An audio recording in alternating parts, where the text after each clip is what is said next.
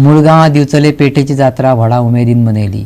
हिंदू चैत्र महिन्याच्या 15व्या दिसा ही जात्रा मनयतात।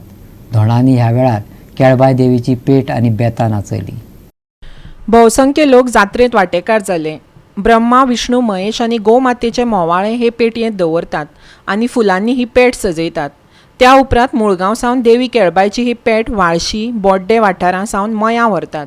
थंय ही पेट 3 दीस दवरतात। मयां म्हामाय देवीची जात्रा जातकच ही पेट परत रानांतले पारंपारीक पांय वाटेंतल्यान परत मुळगांवां हाडटात।